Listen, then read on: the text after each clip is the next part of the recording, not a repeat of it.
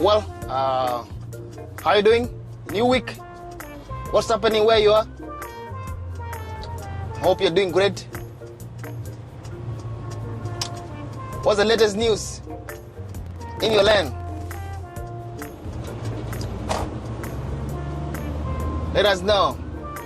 The whole of last week we were occupied with the Gabon. What's happening in Gabon? Coup and the transition. But of course, there's not yet transition because power hasn't been transferred democratically. As a country is a democratic country to the people. There only has been a change from Ali Bongos to the general. And of course, the general is also a cousin to Ali Bongo, so that is not yet a transfer of power people are looking for. But otherwise, what's the good news around Africa, around the world?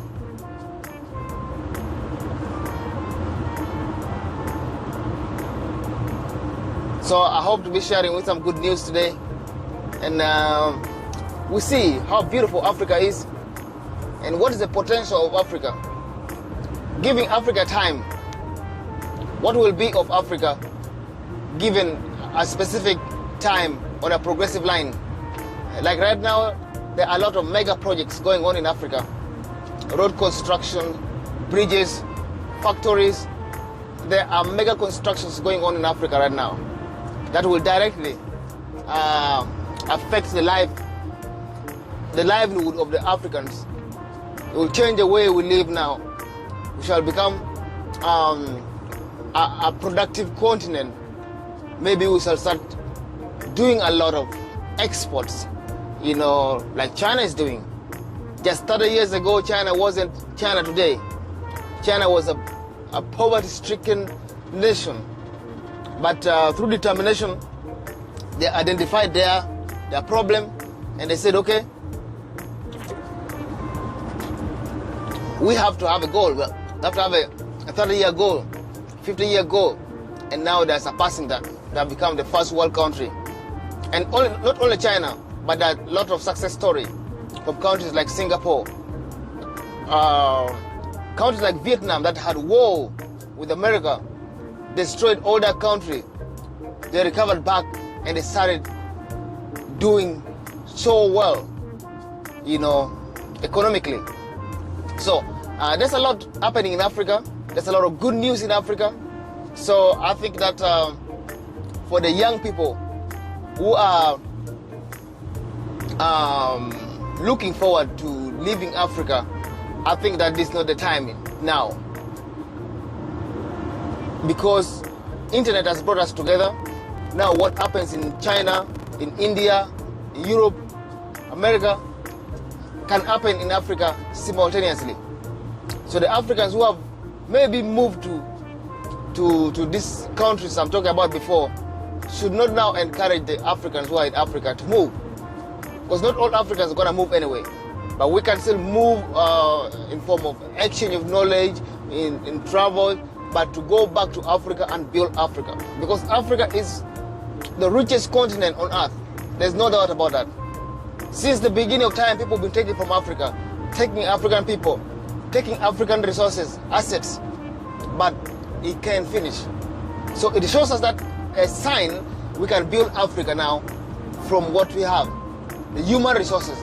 We have about 1.4 billion people. 1.4 billion active Africans. These are very important resource for development. The first important resource for development is the human resource. So our challenge now is to build on the human capacity, to improve our human resource capacity so that we can tap on that and then we can become another giant of the world.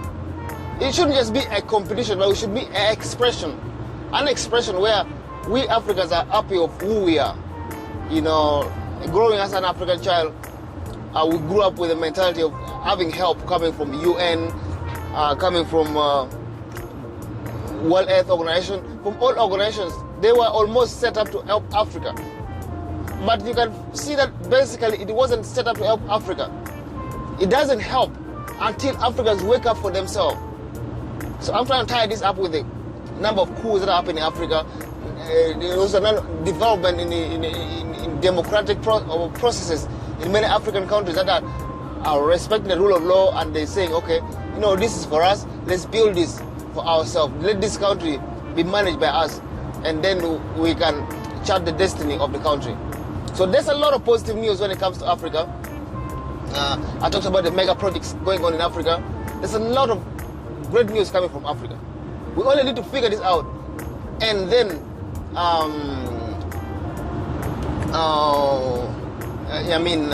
take part in it, take part in the development, take part in the changes that is desirable for Africa, whether in education, whether in health, whether in finance.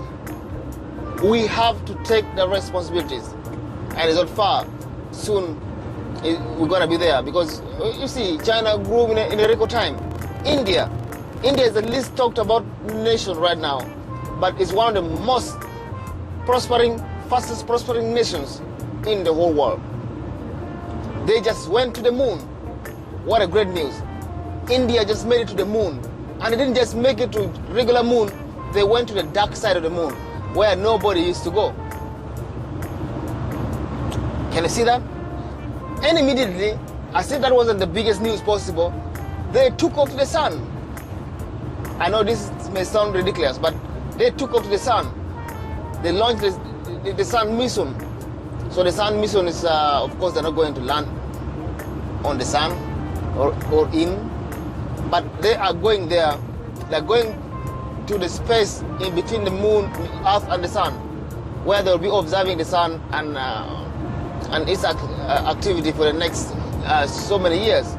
So these are great development, and if Africa can contribute, of course we've been contributing immensely to the world progress, but now we have to take it upon ourselves also, and then be involved in building our own design, our own way of looking at life, our own expression. So that's why I encourage the young Africans to really take advantage of this opportunity that Africa is growing tremendously, and the shift in consciousness, the shift in mindset, we all have to contribute. So as we celebrated the end of a era that has ruled a country in Africa for a very long time, and had the president become one of the richest presidents in Africa, one of the richest presidential family in Africa. Now that reign ends, but what begins for the Gabonian, for the Gabonese, for the Africans in that trajectory? So, as I would say, it's a good thing for this government to end. But I also still think that democracy must not stop. Democracy must not stop, because democracy gives us hope. It gives us time to relocate our human resources also to the right place.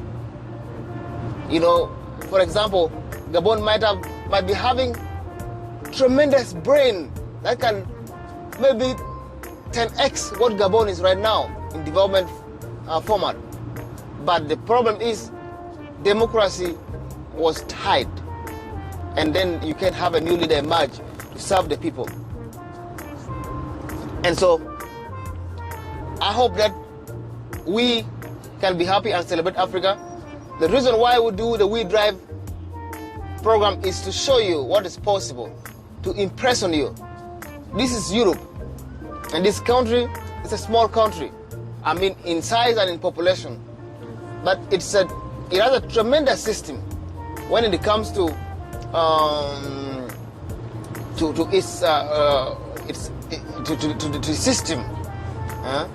The things are very much organized. You can see the road for yourself. I want to impress upon you, not to impress you, but to impress upon you what is possible.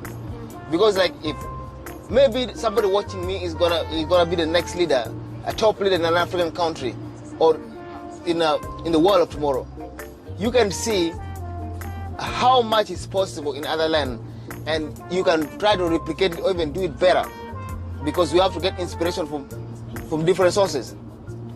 Before I conclude, I would like to say that Africa cannot only grow independent of itself. Africa has to coordinate her development with Europe, Asia, China, and America. Because right now the narrative that we are pushing forward is like, we can do it for ourselves. And this history hurt us, so we have to do it like this. I think that the best way I think possible is for us to exchange knowledge.